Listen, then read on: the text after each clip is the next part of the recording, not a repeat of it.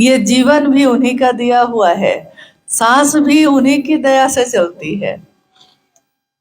ये पहाड़, ये पेड़, जिस पेड़ के नीचे हम आप बैठे हैं, ये हमने तो बड़ा किया नहीं, इसको किसी ने लगाया होगा, लेकिन प्रकृति इसका खुद ही देखभाल करती है, खुद ही संरक्षण करती है। वैसे ही इंसान यानी हम और आप जो मानव हैं, जो इंसान हैं, हमको जन्म देने वाला, इस दुनिया में रखने वाला और इस दुनिया से फिर चले जाने के बाद जहां हम जाते हैं, हम सब कहते हैं कि भगवान है। भगवान दिखाई नहीं देता, लेकिन अगर भगवान नहीं है तो हमारा जीवन भी नहीं है। जैसे अभी हवा चल रही है, हवा चल रही है ना, हम सांस लेते हैं, सांस छोड़ते हैं, हवा दिखाई देती है, लेकिन उसके बिना हमारे प्राण नहीं चलते। वैसे ही वो महादेव जो है वो दिखाई नहीं देते, लेकिन उनके बिना हमारे जीवन का पल प्रतिपल चल ही नहीं सकता। महादेव की इच्छा से ये दुनिया बनी है।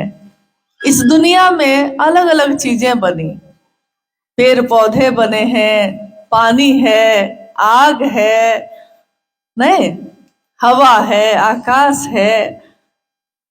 कुछ अगर नहीं मिलेगा हमको, मान लीजिए हमारे आपके घर में राशन नहीं हो, अनाज नहीं हो, तब भी हम जिंदा रहेंगे कि नहीं रहेंगे? क्योंकि हमारे पूर्वज तो रहते थे। कहां से खाते थे खाना, कहां से पानी पीते थे? कुछ खाने के लिए जंगल में जाते थे, जंगल के ही पेड़ पौधे से फल तोड़कर खा लेते थे, पत्ता जो है पीस कर पी लेते थे, झरना और नदी जो पानी जिसमें है उसमें से पानी निकाल कर पी लेते थे। यानी जीवन जीने के लिए तो सारी चीजें महादेव ने दी हैं। तो अगर हम देखेंगे कि ये दुनिया किसकी है, ये सारी चीज किसकी है, तो किसकी है बताइए? हमारी है, आपकी है, इस जिला के किसी अफसर की है? नहीं ना। किसकी है? महादेव की है। तो महादेव की दुनिया हुई ना ये दुनिया जिसने बनाई है, ये दुनिया भी तो उसी की होगी। यानी महादेव की दुनिया में तो हम लोग रहते हैं। जैसे हम अपने पिता के घर में रहते हैं, तो पिताजी के लिए भी कुछ करते हैं कि नहीं करते हैं? तो महादेव की दुनिया में जब रहेंगे तो महादेव के लिए कुछ भी नहीं, नाम भी नहीं लेंगे उनका।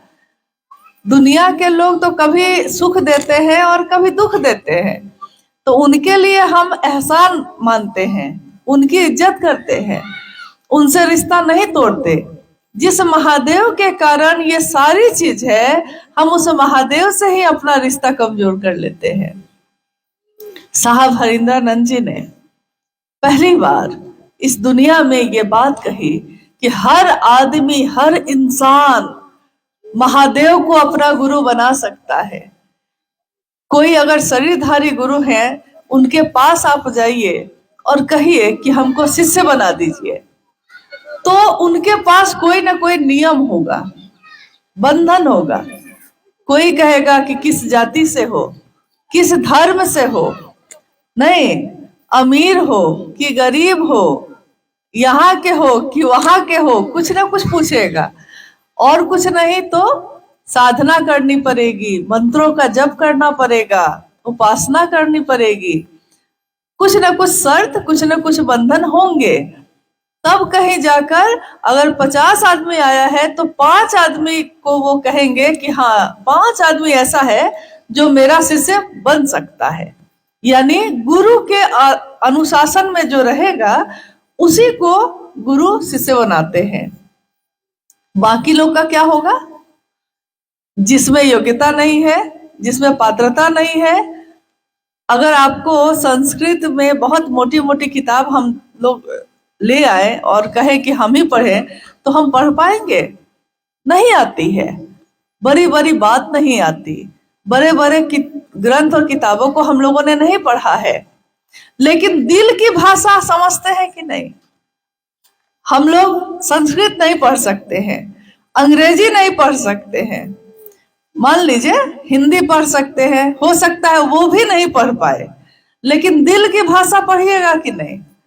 दिल की भाषा तो पढ़ते हैं, उसके लिए तो भाषा की जरूरत नहीं होती। तो महादेव जो है, सारी भाषा, सारी चीजें हमारी आपकी बनाई हुई है, महादेव की नहीं। तो महादेव क्या ग्रहण करते हैं, महादेव को हम लोग क्या देते हैं? अगर जल भी चढ़ाएंगे तो किसका है? ये है तो महादेव का ही। फल फूल चढ़ाएंगे तो किसका है? महादेव का ही है।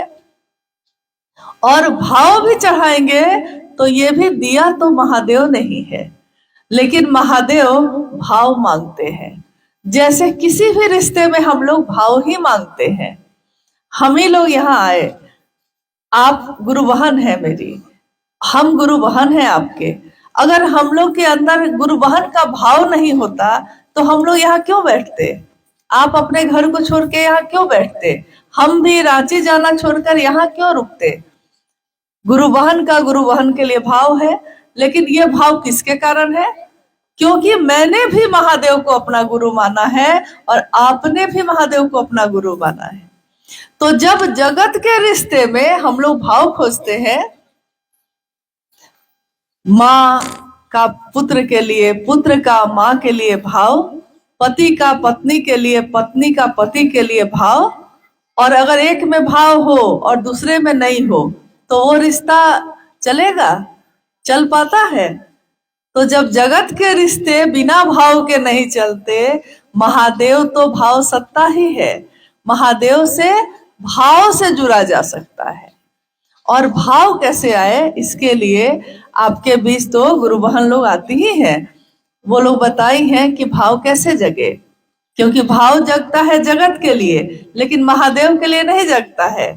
इसके लिए बहुत जरूरी है कि पहला सूत्र हम करें, मन ही मन अपने गुरु शिव से कहिए, हे शिव, आप मेरे गुरु हैं, मैं आपका शिष्य हूँ, मुझ शिष्य पर दया कर दीजिए। दया क्यों कह रहे हैं हम लोग, कृपा क्यों नहीं कह रहे हैं? ज्यादातर लोग तो यही ना कहते हैं कि कृपा होगी तब ना, लेकिन महादेव को गुरु बना के तो दया मांग रहे हैं। क्योंकि महादेव कौन है? भगवान, और भगवान गुरु भी है। लेकिन हम कौन है? एक नश्वर, हम लोग इंसान जिसको कुछ नहीं आता। हम लोग को अगर कुछ आ भी जाएगा तो उस महादेव के सामने उसकी क्या बिसात। लेकिन तब भी हम कहते हैं कि महादेव आप हमको अपना शिष्य बना लीजिए। और महादेव बनाएंगे क्योंकि वो जगत के पिता हैं, जगत के गुरु हैं। वो नहीं कह सकते कि तुम किस जाति किस धर्म के हो, महादेव कह सकते हैं, क्योंकि महादेव की तो पूरी दुनिया ही है, सब तो उनकी अपनी संतान है। वो किसी को मना नहीं कर सकते। वो कहेंगे कि आप क्या खाते हैं, क्या पीते हैं, कैसे जीते हैं, ये पूछेंगे। वो सब तो उन्हीं का है। तो वही महादेव जब हम पे दया करेगा तो बिना उसकी दया के हम शिष्य बन सकते हैं? नहीं बन सकते। इसीलिए पहला सूत्र में हम बार बार यही बात कहते हैं। और दूसरा सूत्र जो है उसमें हम महादेव की बात करते हैं, जितना आता है उतना ही। हम लोग को तो बहुत कुछ नहीं आता, आपको भी बहुत कुछ नहीं आता, लेकिन महादेव के लिए भाव कैसे पैदा हो ये तो आपको आता है। जब जगत के लिए आता है तो महादेव के लिए भी आएगा। महादेव की बात करते करते, शिव चर्चा करते करते एक दिन हमारा मन महादेव के लिए भाव से भर जाता है।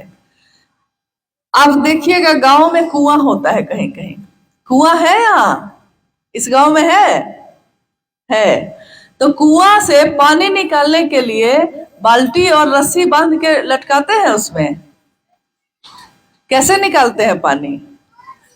बाल्टी रस्सी में बांध के लटकाते हैं ना।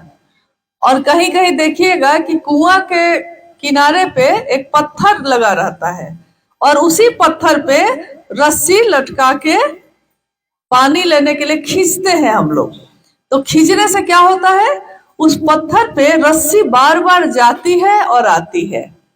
पत्थर मजबूत है कि रस्सी मजबूत है? क्या मजबूत है?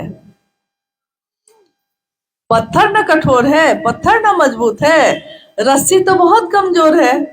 लेकिन वो कमजोर रस्सी भी बार बार पत्थर पे जाती है और आती है, तो निशान बन जाता है कि नहीं, उस पे निशान बन जाता है।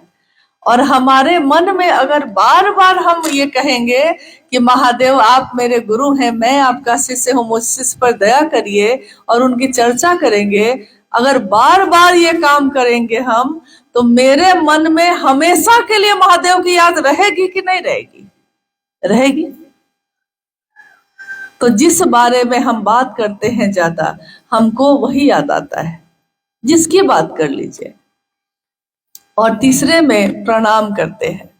मान लीजिए हम आपको प्रणाम करते हैं, आप हमको प्रणाम करते हैं, लेकिन उस प्रणाम में भाव नहीं हो, तो उस प्रणाम का क्या मतलब है?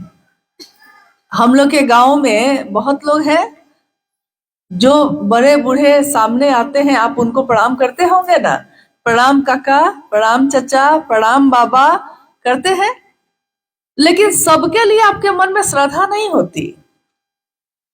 बड़े हैं तो सामने पड़े हैं, प्रणाम कर लिए, लेकिन आदर नहीं है, श्रद्धा नहीं है, प्रेम नहीं है, सामने आ गए हैं तो प्रणाम कर लिए हैं।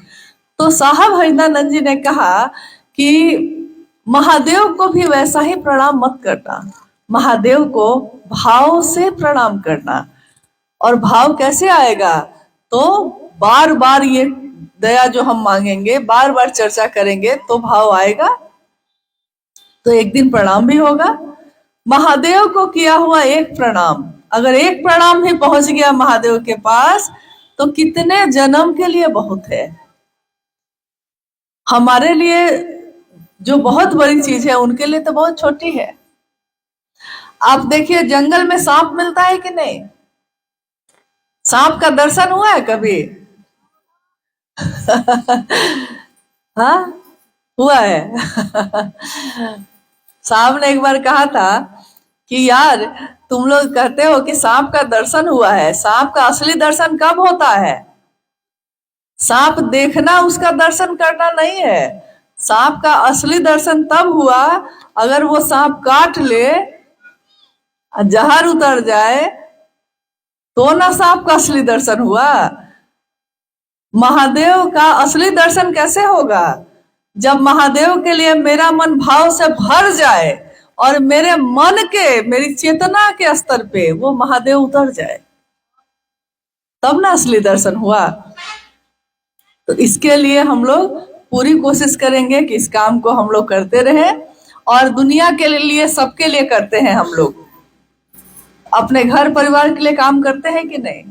जो अपने हैं उनके लिए करते हैं ना, तो महादेव भी तो अपना है। महादेव के कारण ही ये सारे लोग अपने हैं मेरे। अगर महादेव ना हो तो ये कोई अपना नहीं है यहाँ।